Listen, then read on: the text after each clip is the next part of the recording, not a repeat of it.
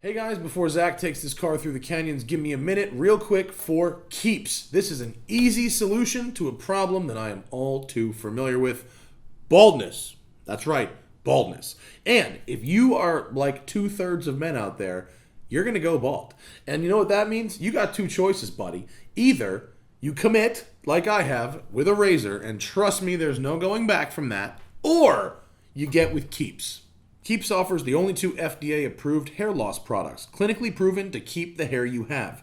No BS, just science. These are generic versions of medications that have been around for a while, but now they're cheaper and easier to get. Sign up takes less than 5 minutes, answer a few questions, and snap some selfies. A licensed doctor remotely reviews your information and recommends the right treatment for you, all without ever leaving your couch. Keeps is only $10 to $35 a month, but for you, special price, my friend. Go to keeps.com/TST. Get your first month on me, brother. Keeps.com/TST. Hit the link in the description. I got you covered.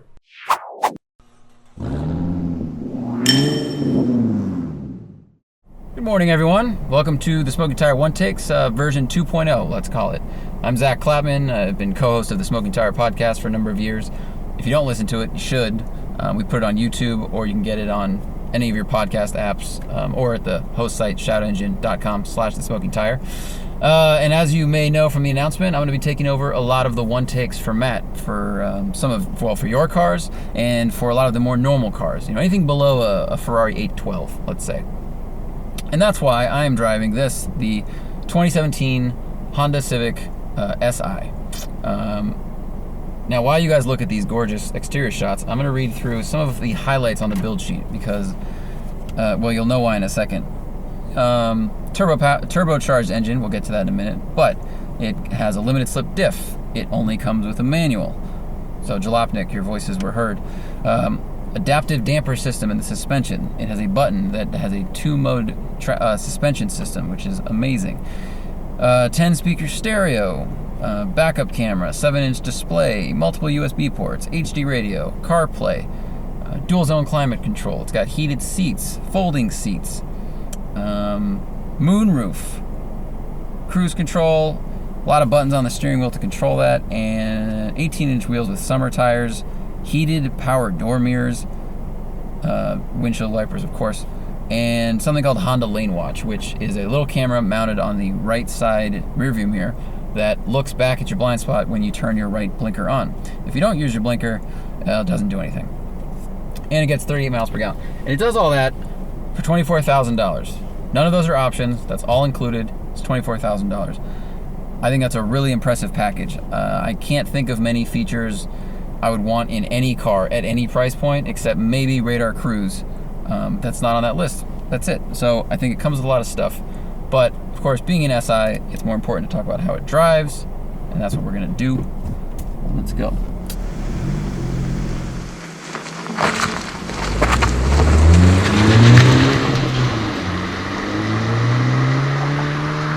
Now, those of you who are more astute may notice that the environment here is different than the drive-bys, and that's because on the first drive, I forgot to hit record on the audio recorder. I could not tell the difference between a blinking red light and a solid red light, and yet here I am going to tell you how to drive a car, and here I am legally operating a car, more importantly.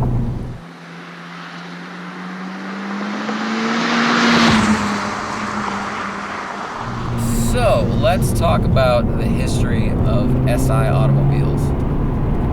The first one was a Civic Si in 1984, and it did really well in Tokyo. Well, I say the first one ever was in 84. That was only in Japan. We didn't get one until 89. And it was a big deal in Japan because it had about 20 more horsepower than any of the other compact cars on sale at the time. Now, it only had 118, and it was very light, but it's more about percentages. So if everything else at the time has 100 horsepower, and then Honda shows up and goes, hey, do you want 20% more? That's a big number. You know, if you were buying, let's say, a Mustang, a new Mustang, and a rival shows up with 20%, Fiesta ST, 20% more for the same money, you're probably going to jump on it. So they did really well.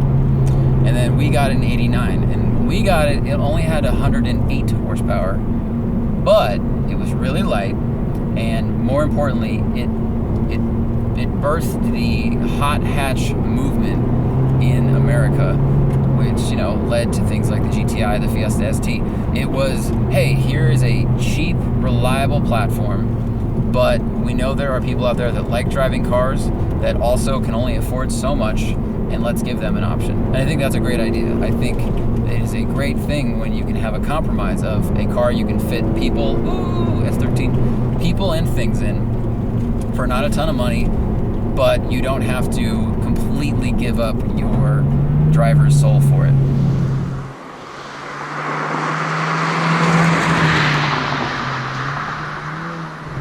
And so that is why we have the car today. This is the new Si. It has a little bit more power than the old one, although the engine size is the same. This is a 1.5 liter inline 4, and the original was also 1.5 liter. And I could just hear the marketing people going, "Oh, it's connected to its roots. Oh, it's the same." All right, well, calm down. We have about 100 more horsepower. We have 205 horsepower and 192 foot-pounds of torque. Now, as you would expect with a modern turbocharged engine, the power comes on early and goes to bed a little early too. The torque peaks at 2100 and the power peaks at 5700. So it's kind of a power band we're familiar with these days. You know, anything that has a 4-cylinder engine with a turbo on it nowadays makes power as early as possible, but it also runs out pretty early compared to, you know, past SIs that rev to $7,000, $8,000. You know, you really had to make them scream to get anything out of them. It was almost an attribute. It was almost a pro, because it was kind of fun to rev the engines out and be able to use a really broad RPM range on the track or something like that. And I have already caught this Kia, unfortunately. This car has a narrow power band, but it's got a lot of punch to it. It's got 20 more foot-pounds of torque than the outgoing Si does. Power is almost the same. It's only an increase of a few. Oh, wow. You are really sightseeing right now, aren't you? Oh, excellent. Thank you very much. So let's talk about how it drives. You've got the history. Let's talk about that. It is very impressive. When I first got this car and saw how big it looked from the outside and also how big it felt on the inside, I was not expecting it to be as fun in the twisties as it is. I mean, this car feels huge. I had the Honda Accord recently, and I got in this, and I could have time warped back to that car. I was kind of surprised at how big this was, and it almost made me think, you know, unless your whole family are a bunch of Swedish giants, you might not need a Honda Accord because this has enough room. Like, I can sit behind myself. Watch me gesture more while we're on this twisty road. But as I've been driving it today and yesterday in the wet, I have been pretty impressed with it. The steering is electronic, the brakes are electronic, and yet both talk to me pretty well.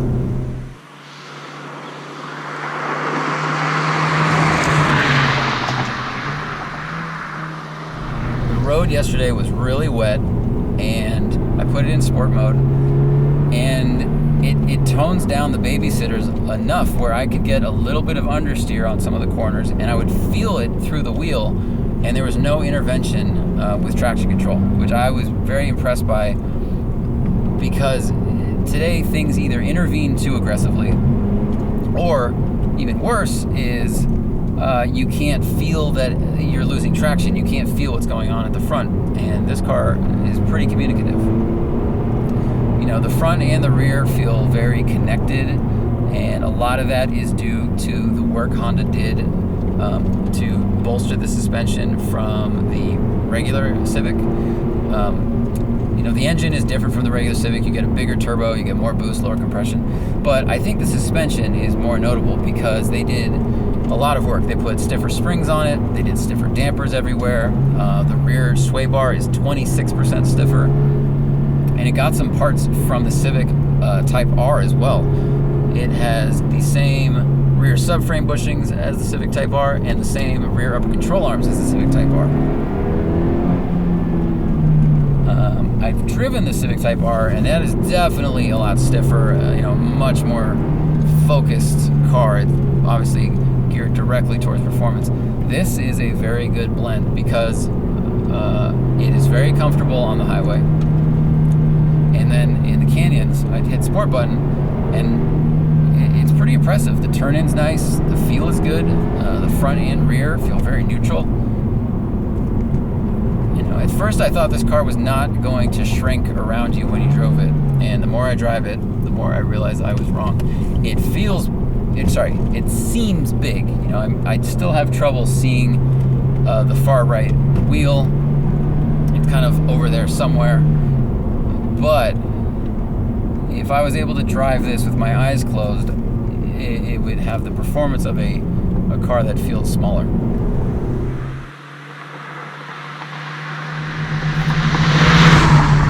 So let's talk about the transmission. As I said, manual transmission only.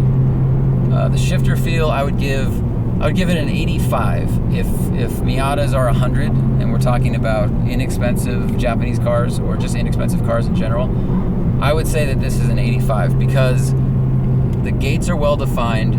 I know exactly where the shifter is. It doesn't feel like it's 100% metal. You know, the Miata takes a little more effort. Feels a little bit more solid. This just has a little bit of a lightness to it that I'm not a huge fan of. But again, $24,000. And these shocks, like, I'll put it in regular mode, which I've done this before. I did what I call the pothole test last night. So I drove over a pothole in normal mode, and then I drove over it in sport, and I felt the difference through the wheel. I felt the difference through the seats. You know, the chassis. It really does tighten up. You know, it doesn't just add throttle response and make the steering heavier. It does those things, but it's not only that. You really feel a difference in the shocks, and I am blown away that we are at a time where you can get a really nice functional dual mode shock for 24 grand. That is awesome. Let's talk about the interior. Interior, I think, is one of the better examples of what can be done for not a lot of money. I think the material selection is good. It's a mix of fabric, medium soft touch plastic, and fake carbon fiber, and this little bit of bright work. But it all works together to look like a more expensive interior and not look boring. It's not a giant, endless slab of black. You know, it's not a huge, just flat piece of plastic the way some Dodge cars have. It's a nice mix of stuff that feels a lot more expensive. You know, everything's intuitively laid out. It's got hard buttons for most of the things you want, except for stereo volume, unfortunately. The stereo volume is one of my only gripes with this car.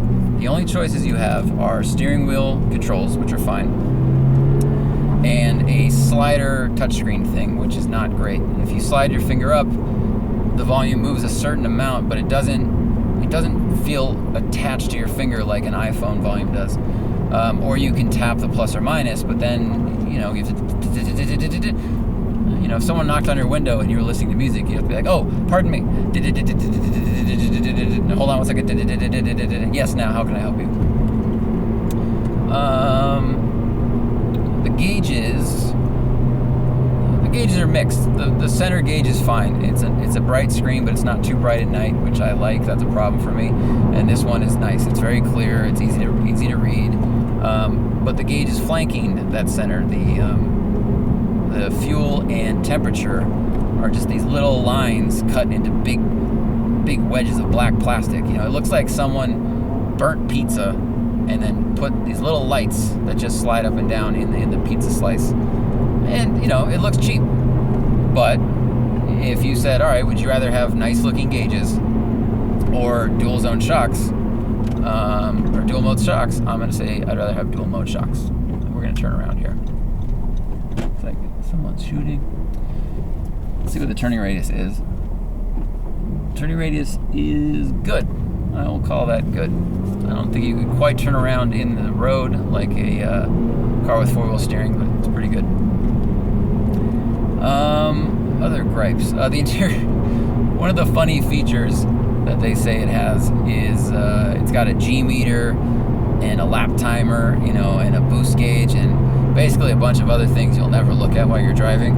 I feel like those things, which a lot of other cars come with as well, is kind of like when you go to a hotel room and you see a coffee machine. Downstairs in a hotel, they always have coffee made 24 hours a day. Sometimes they have multiple kinds of it. Why would you ever make coffee in your room in a machine that hasn't been turned on since 2002? I feel like you're drinking bacteria. You're drinking something that you shouldn't. So I feel like it's kind of unnecessary to have a G meter. Ooh, another 240. Oh, it's awesome. But those are honestly my only complaints about this car, about the interior, are no volume control. Nope, not good volume control, I'll say. And, the kind of cheapish gauges on either side of the Speedo. But, again, you're getting a lot with this car. The price is very good. And you get all these features that more expensive cars come with. And I'm really impressed by that.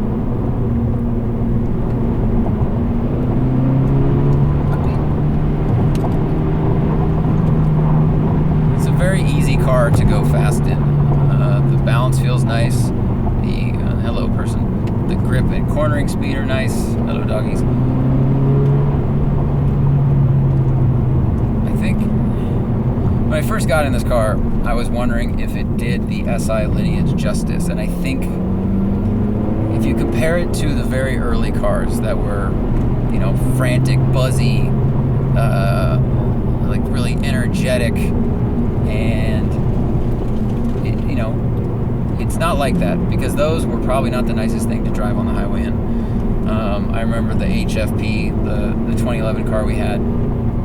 It was fine, but if you hit anything, if you're on a bumpy street or a street with a lot of cracks in it, you heard everything, you felt a lot. This does a much better job of playing both sides. It really does a good job of being a comfortable commuter, and then you hit the button and you go up in the canyons, and now it wants to play. And that's what it is about. And look at this is cornering very nicely, even in a damp surface. It's impressive. It's impressive. I mean, that's what this car is for, right? That's what the hot hatch, hot econobox thing is about. It's having a decent piece of cake, not the best piece of cake, and eating it too. If you like driving, but you know that you have a commute every day and you're going to be doing that for 2, 5, 10 years, you need something that's always going to work and be cheap to own, which this is, but you don't want to give up your driving soul. That's what the SI is for, that's what the GTI is for, and I think this does a good job of that.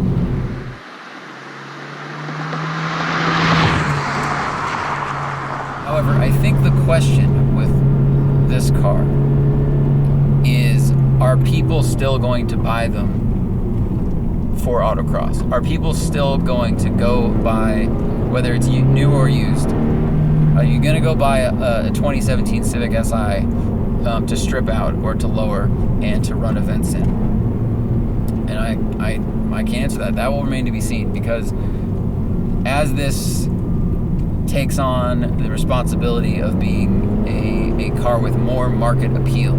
It's more comfortable, more space. I can sit behind myself in this thing. As Honda goes down that road, is it turning away from the racer road? Is it turning away from what people used to use these cars for? I'll think of it again. And I guess it's actually it's up to the buyer to decide. It's not, when Honda made the first SI, they didn't say, all right, we have to change things about the Civic to make it this. No, they took the Civic and then they put some SI stuff into it. They put some fun into it. And I guess what I've taken away from this car for this week is that it's like the calculator when you learned that you could play video games on a calculator. And what I mean, for everyone who is younger than 25 years old, is if you were in a math class in high school or an engineering class, you had to go get like a TI-82 calculator. It was a calculator half the size of an iPad, let's call it that. And you used it for cosine functions and calculus and other things, and it was just this, a tool for education. What could be more boring than that when you're young? But there was always someone in class who knew how to put a game on it. They figured it out from the internet. They found it on the internet. Not a good game by today's standards, but it was like if someone gave you a calculator and then you could play a racing game or Snake or, let's say, Call of Duty, you'd be so happy because now you have this implement that was supposed to be for educational purposes, and you found a way to have fun with it. That's what the Civic Si is. The Civic Si is one of those cars where the original was designed for people that need to make a smart decision, people that need something that will last forever and be inexpensive. And then you got some cool people at Honda, like other OEMs, that decided, you know what can we do with this chassis? What can we do with this car for the people that like driving? And when I first got this car, I thought it was going to be too big. I thought, look at all this room. This is crazy. And as I've driven it up here, I'm finding it to be more performance-oriented than I expected.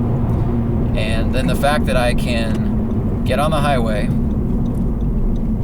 to drive home and hit the sport button and soften the shocks up and turn on the AC, set cruise control, open a moonroof if I want to, or drive across the United States at 38 miles per gallon with multiple devices charging, with CarPlay, with all these things, I think is very impressive. I think, the gripes I have about this car are pretty small, and I've gotten over most of them. It's a solid thing from top to bottom. Honda didn't pay me for this. Looks are subjective, so I won't comment on them. But as a package, it's a pretty good vehicle. Yeah, I think it carries on that torch of from SI's previous. Maybe losing a little bit of that manic energy, but if you want to sell cars to more people, you need to make it a little more comfortable, and this does that. So I hope you guys enjoyed that. I hope you guys got some knowledge about this car and what it's like to drive, and we will see you next time. Thank you for watching.